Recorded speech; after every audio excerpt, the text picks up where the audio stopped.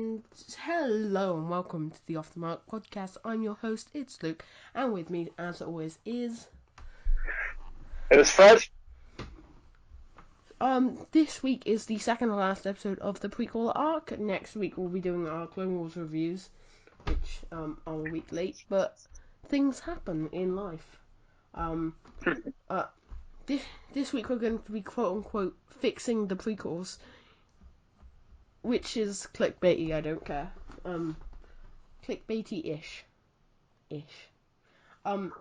But so we are making between 1 and 3 changes to each prequel film as to how we would improve that film and how, the difference it would make to the film itself, and like looking at how I've been I keep trying to repeat myself. Why? But yeah. So a couple of problems per film fixed, or a couple elements added. Anything that we think would add something to each film. I think we'll kick off with your changes to the Phantom Menace. All right. So, to everyone who's listening, the things that I would change are kind of like similar throughout all three. So you're going to hear me repeat myself a bit. So, okay. So one thing that I kind of feel like should have improved a bit, was the dialogue. I kind of feel like the dialogue within like itself could have been a bit better, seemingly with like conversations between like individual characters, such as one perhaps, which was back in our review of Phantom Menace, which was the I think it was the Jar Jar and Padme one. Yeah, that was. Or is the Padme and Anakin, young Anakin one, I think. Yeah, I mean they both have rough elements to them, both of those scenes. Yeah. Um. Um, is that it? Is that it? I'm trying to think of a. Hold on. Let me try and find, because I'm looking for my notes because I've written it down. Yeah. Okay. Uh, How about I touch upon my first Phantom Menace one while you're yeah, looking for your yeah, notes? you go. So, the first and probably biggest change I would make is I would just I'd make Anakin older. I'd make Hayden Christensen Anakin already, because I get what they're trying to do, slave child sympathy and all that, but he's only been in slavery a couple of years and he seems a pretty upbeat kid. Like, I think it would have been more interesting to see like a mid-teens Anakin who'd been put under slave conditions for years of his life and is very worn out by the situation and everything of that nature. So I just think that I get sympathy for the little kid, but I also think having that sympathy for someone who's been there since a child is the same, but it's way more impactful because you get to see it more. Anakin is too happy in Phantom Menace, and having him be older just changes that slightly. Mm. All right. um. So I've got another one, and mine is there are certain scenes within Phantom Menace which I would say are a bit pointless and like shouldn't be there, such as um in the so there's a particular scene where it has like uh Newt Gunray and others like in the Naboo palace, like discussing stuff and like saying, "Oh, the death toll is like this, such and such," and like it's not really needed. You Yeah, can kind of have a better. So I think like what they could have done was kind of show it instead of just saying it, because yeah, it would. I think it probably would have had a bit of more of an effect than just saying people are dead. yeah. I agree. And the thing with so where Padme talks about what the Separatists have done to her people, I think it would have been more interesting to see that. Because, like, this. Yeah. I think. Yeah, I think this film has a big problem with uh, like, they're telling us everything. But I'd actually quite like to see some of these things so I know what the stakes are in them. Because we don't really know the stakes. We know it by word of mouth, but we haven't seen how bad things are getting and how important it is that they win here. Mm. Just a little bit more show don't tell would make a world of difference in this film. And those, Yeah, I agree. I think I've done both of mine too now. Do you have any more for Phantom Menace? No, I don't think I do. Mm. Okay. Yeah, I think that's about it. Hmm. Okay, so we can move straight along to Attack of the Clones, and let's hear your first one for So, Episode 2, Attack of the Clones. so my first point, I kind of feel like given if they were given like a bit more of a fair budget, they could have given us like a bit more of like like a bit more like better CGI version of like certain things within the film, such as like with Yoda's animation. I kind of feel like they could have the first part of it. Yeah, I mentioned it in our reviews of each of these films, but in Phantom Menace, they went back and fixed Yoda, which meant they already had a puppet that they knew how it worked. After that, they were just using ball on a stick, and like that is where the problems came in. Mm. Yeah, Um, I think. yeah, So for me, my first one is kind of a crossover between the last one. Well, it's crossover between the Phantom Menace um uh, and Attack of the Clones, where I think you have, yeah, you keep Maul alive or you bring Maul back to some capacity and make him Dooku. Because yeah. like that rivalry between Obi-Wan, we've seen it. It can be excellent, and I know we wouldn't have gotten Clone Wars as good as it is, but also that would be a way better dynamic. Because we don't know Dooku. Dooku is introduced in Episode 2, and I quite like Dooku. Uh, really, but I just think it offers a more interesting dynamic if Dooku is Maul and everything the same happens, but it's just Maul instead. Just like having like if like I think that's a good idea. Like have more of a vendetta place Yeah, within the film, and like an existing vendetta. like you can still do the clone things how he ordered the clones. You can just have him like scarred up from years under the underworld or something, and you have him wear a mask all the time, and then you don't realize that the person under the mask is the same person that's not. Which I guess Yeah, could cause other issues because it's basically the same as Palpatine. Oh, the person is the person, but I think it could still I work. I do have another one. What they could have done was like introduce Count Dooku in the last film and then have it more played out like in this film what actually happened. Yeah, Like have him like introduced as just like a Jedi.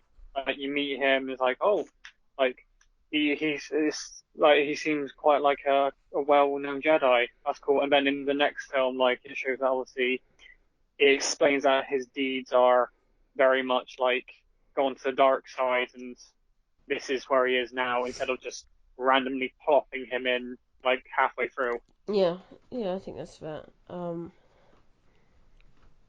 Another thing of mine, uh, for me, the way I've done this is all of my changes fit together to make one trilogy. So it's Yeah, like so Anakin being slightly older carries over, um, which means we don't have any of the "since I saw you as a child" junk. I'm yeah, definitely not creepy. What? nope. Uh, Uh, yeah, Obviously Padme his yes. comes across so. I probably change how that dynamic works. The Anakin Padme. I probably say so. We have the um assassination, the failed assassination. We changed that a lot already, just because it's stupid and it makes no sense. But you have Anakin take Padme to somewhere slightly different. You don't go back to Naboo because that would be obvious. You could go to Tatooine. That's an option, personally. Yeah. For Hmm. me, you go somewhere like Mustafar. Somewhere Yeah, that would be that's cool. like a hiding spot. It's like a hiding spot. It's an outpost that only the Emperor knows of. That's why the Emperor sends them there. Um, um, and then that also sets it up for a later date. You have Anakin look over the place of which he is going to die on. From like a balcony of something, of one of the buildings around there. You kind of establish Mustafa as this hideout for uh Mm. the Republic, and then when the Republic are there next time, it's not because they are like our meetings and such. It's because they see that the Separatists are failing, or when the Separatists are there, it's because the Separatists are failing. They think they are the only ones that know about Mustafar, and when Anakin goes there to kill all of them, Padme also knows about it, and it's why they are able to get there and how they know about Yeah. it in Revenge of the Sith. Yeah, that seems Good, like a good good one. hiding spot. No one would touch there, or Yeah. would they? Kind of thing. Yeah. Do you have another one for this? For Attack on the Clones.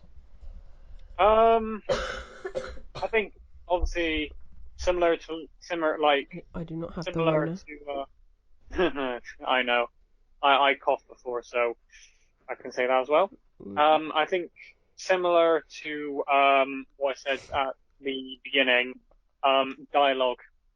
Oh, it's Most, oh yeah, it's just the I think dialogue is the biggest three, issues. all three have like a bit of like a weird dialogue issue Yeah, within like I think the how dialogue characters. is just that the dialogue is weird itself. It's not even like a weird like it's not even as such. It's got like a weird touch to it. It's just weird dialogue. It's like, ugh. Yeah, I think obviously that could have been improved like within all three, like having like conversations between like Anakin and Padme. It could have been more like romantic and like more like funny Yeah, instead of a bit creepy with like the confession scene. yeah, that is so creepy.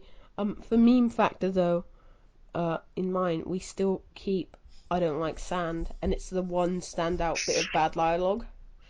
Yeah. It's like Okay. it's the one thing where people question why it's there. The memes, that's why.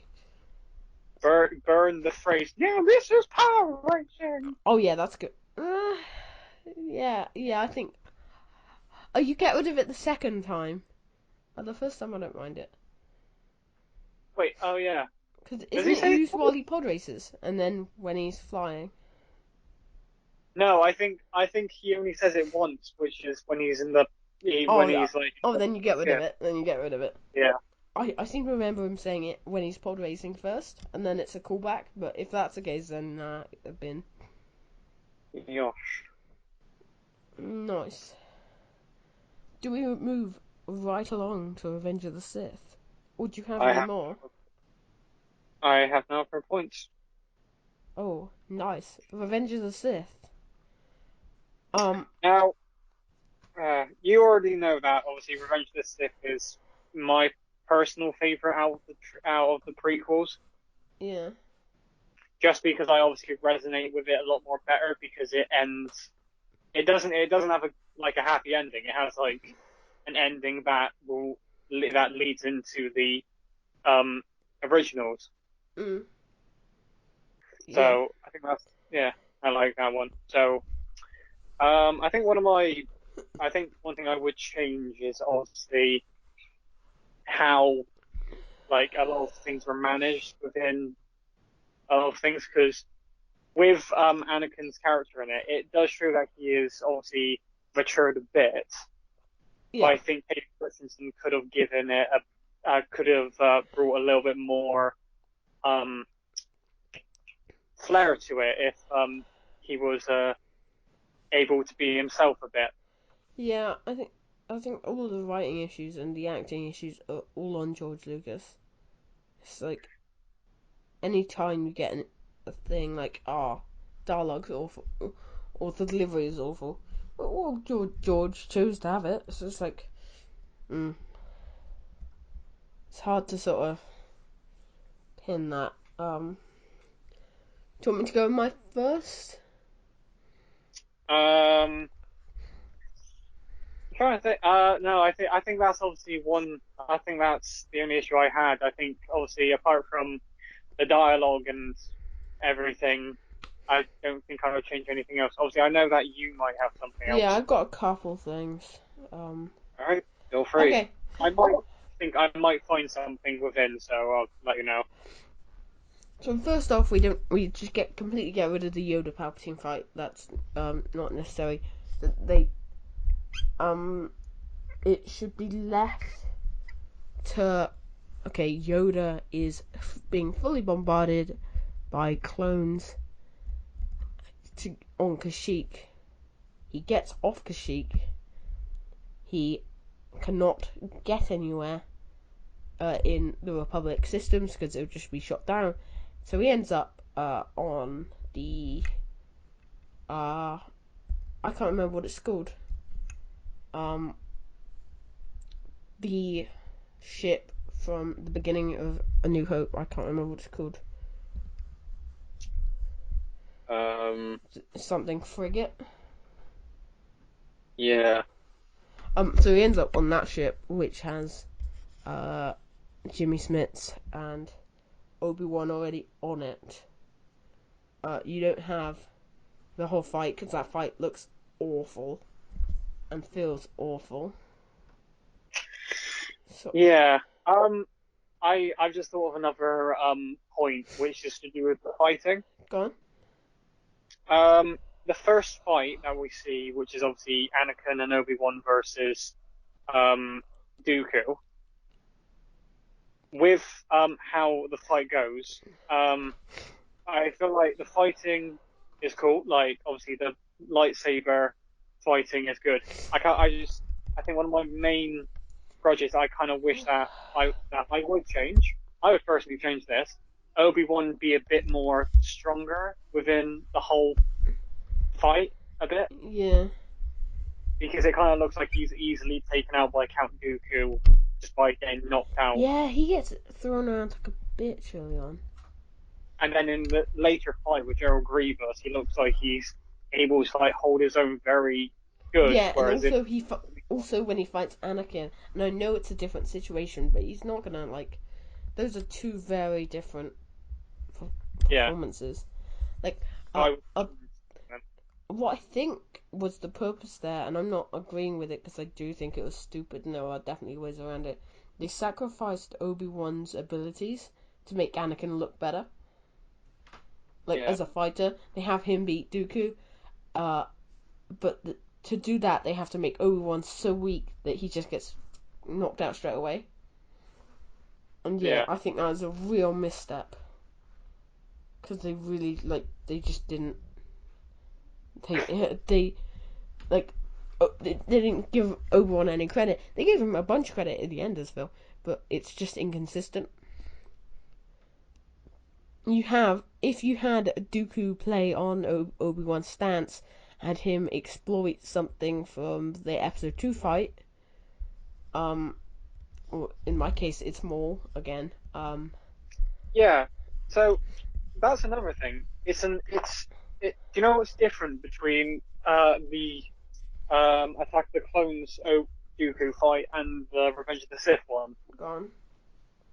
Anakin and Obi-Wan both switch. Actually, no. It's um the difference is the fact that Anakin's a lot more stronger in this one, but Obi-Wan is still kind of similar. Yeah. Point where Anakin's the last person fighting Dooku out of them. Yeah. Yeah, but at least in the So episode 2 fight. Is it? I think When like it not came like back. that. That's fine. I think like the fight in Attack of the Clones, that's fine. Yeah, it. I kind of feel like this is the one where like Obi-Wan should have shown he is more able to fight a lot more better against Dooku than before. Yeah, I think in episode 2, though, it's quite a long fight, and Dooku feels like he utilizes his ability slightly more. In episode 3, Obi-Wan gets knocked out pretty quick. And it's kind of Mm, Anakin's rashness in episode 2 that kind of seems like why he managed to stumble further. But it's also why he suffered more. So yeah. there were consequences to that, and that made a lot more sense than what happened in episode 3.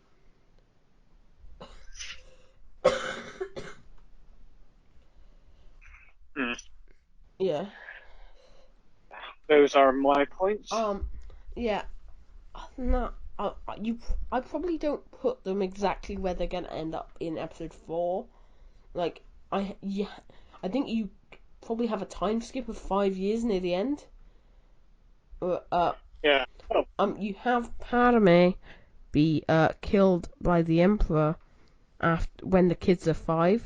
The kids don't find out why she was killed, but then you have Leia remember her, and and then you have Obi-Wan and Jimmy Smith who have been sort of nearby, but at a distance. yeah.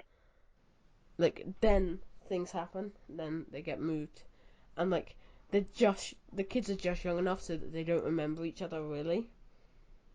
Hmm. So yeah, you have that fight. Have the Emperor in some way kill her.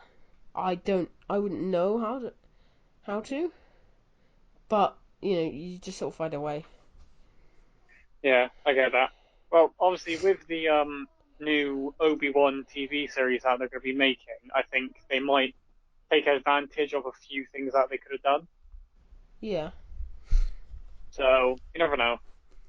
yeah, but I think that's all of my options for this. So I'm pretty happy with Yeah, what we've done there. Next yeah, next week we'll do I'd say two Clone Wars arcs each, three Clone Wars arcs each. I've already been preparing for that. We haven't checked what Clone Wars arcs we're doing, so we might have yeah. crossovers. I'm doing the final arc of season 5 and probably the final arc of season 7. Oh, okay, fair enough. What arcs are you doing? Um, what was the season final? What was the arc of season 5? It was the Ahsoka uh leaving the Oh, the Jedi. Wrong Jedi. Yeah, Wrong Jedi one. That's a good one. I Oh, love that arc. I was thinking about that one. I've only got one so far because obviously there are a few ones. There are like there are some good arcs and there are some not so good arcs, and I kind of want to have a look at some. There is obviously one definite arc I want to do, and it's the Umbara arc, just because obviously that's probably my favorite one. But I'm looking at like another one because I had a second one, but I kind of thought, oh, maybe it's not good to do that one. Yeah, So I mean, yeah, you can pick whichever arc you want. Like, I yeah, I picked one that think is really good, and then one I can really criticize. I yeah. don't think that I don't think the last arc of season 7 is that great. It's fine, but like compared to the rest of the arcs of the show, I think it's probably one of the worst. But Hmm. yeah, I'll talk about that next week. With so that's been all from me. Do you have anything to plug? No, if you want any more content from either me or Luke, please go to our separate YouTube channels. I do my own personal vlogs and productions there. Luke Uh, does uh, his separate stuff on YouTube. yes, I've started doing food stuff. I've started to work on that. Tranchant is starting soon, but you didn't hear that Mhm. from me. So big things happening over there. You're probably a couple weeks away though. So goodbye.